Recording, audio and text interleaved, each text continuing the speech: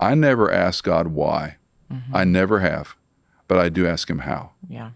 I don't ask him why this happened to me, but how do I now live? Yeah.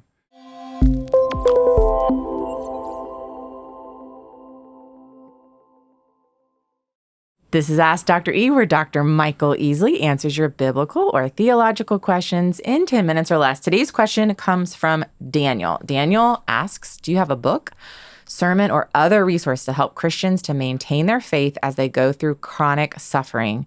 My daughter has a debilitating disease that she got in her early 20s, and it has progressively gotten worse in the past 3 years. She says she can't forgive God for not healing her, and even if he healed her now, she asks why he didn't heal her before. Ugh. She's so angry with God, she's giving up on a relationship with him and ready to walk completely away from her faith. Please help. So sorry. Yeah. We deal with a lot of people with injustice and long-term suffering. I have a very close friend that's had some terrible health issues, and he's bitter towards God, and he would fall in that category. He's angry, and he's fixated on why. Some specifics, and I'd like to kind of address it generically. We love Johnny Erickson Tata and her works, and we'll put some stuff in the show notes. There's a little book called A Place of Healing, Wrestling with the Mysteries of God's Sovereignty. It's a little booklet, and that would be the one. And what you might do in a situation like this, especially if she's angry in a verse, is just say, read one chapter and let's talk about it. Yeah. Don't throw the whole book at her and expect her to read it. Say, just read one chapter and let's talk about it. I'd like to get your opinion. There's a pamphlet she wrote also called Pain and Providence of Chronic Pain. Okay. And that's a good tension. How can God be sovereign and providential and allow pain in my life? Yeah.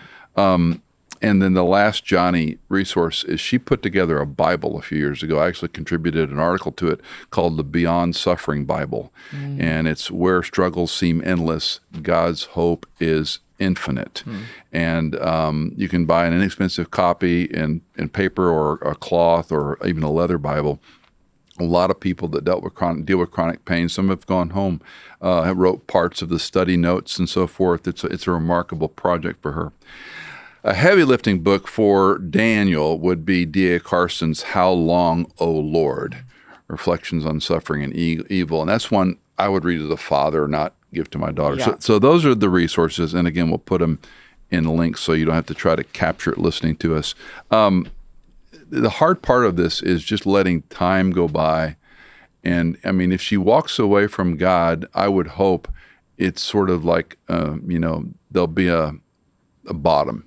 Yeah. At some point. A moment in time where and where all the props are gone. Yeah. If she continues to struggle, sadly, the props are gone. I get the quote, not exact, but C.S. Lewis wrote, "Pain plants the flag of surrender in the fortress of a rebel heart," or something to that effect. And I do think pain is his megaphone, as C.S. Lewis called it, to a dying world. We can be bitter. We can hole up. Another acquaintance of mine who's very bitter, I asked him years ago, I said, do you want to be bitter all your life? Yeah. If the injustices and pain are that overwhelming, you want to stay bitter? And interestingly, they didn't argue or snip back, so I know they heard it. Yeah. So I can't be responsible for anyone else's happiness in life. Yeah. I can't be responsible for my children's faith. But you can lead and you can love and you can gently encourage. It's a long, long story. It seems like it's unfair. For me, I was asked this question many times. I never ask God why. I never have, but I do ask him how. Yeah. I don't ask him why this happened to me, but how do I now live? Yeah.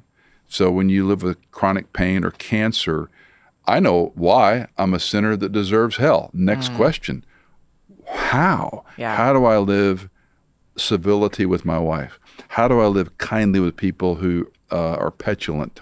Yeah. How do I not snap at someone just because I feel bad and they're irritating me, but that's not their issue. That's my issue and my response. And I've had to learn to withdraw. I got to get away from people right now. I can't handle any more information. My neck and back and body are screaming at me. Yeah. I'm better just to get away for this brief time and rest. Yeah. And my prayer is that you have that balance as a dad, and I hope maybe the mom as well, just to say, we love you, we're here for you, but you have to come to terms with this between you and the Lord. Yeah. And leave it, let it hang, because you can't fix her. Yeah.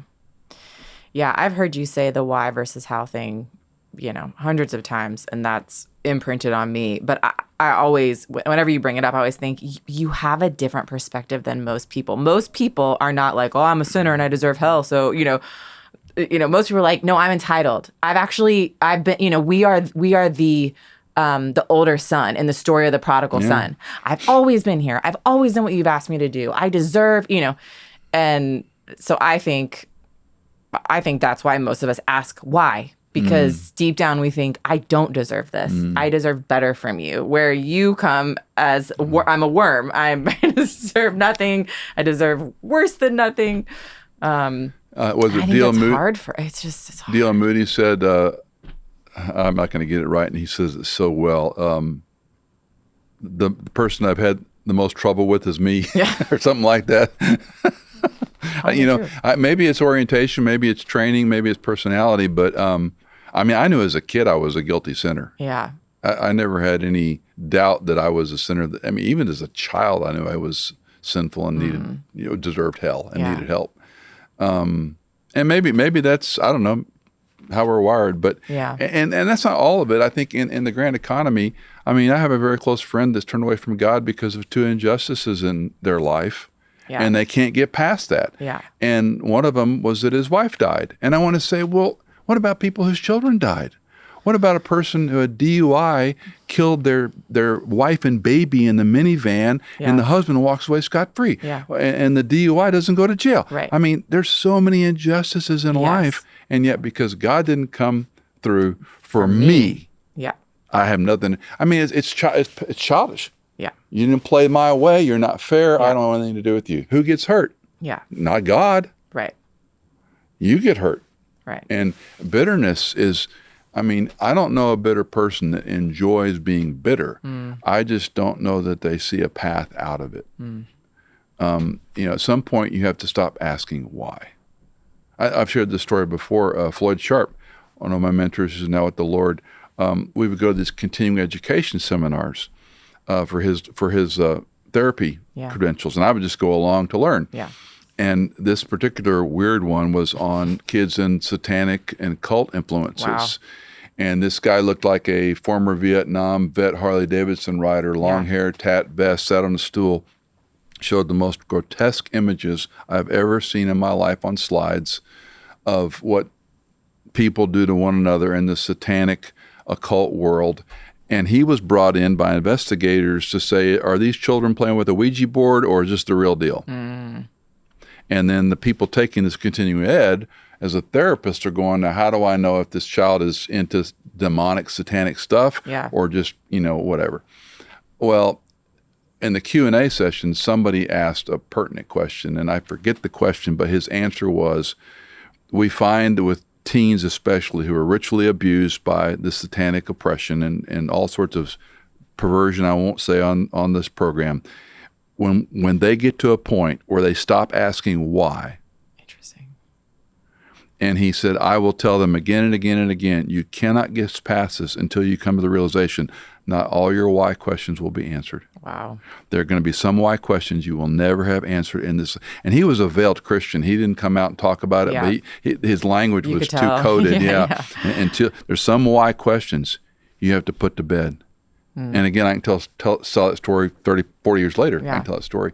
So to me, there's part of that, the injustices of life, the betrayals, the illnesses. Yeah. We interviewed Dan Bolin a while back. His 4-year-old daughter died of leukemia. Why? Yeah. I'm never going to have an answer to that question. Yeah. I might learn lessons. Yeah. I would hope his daughter could learn as a 20-year-old being debilitated.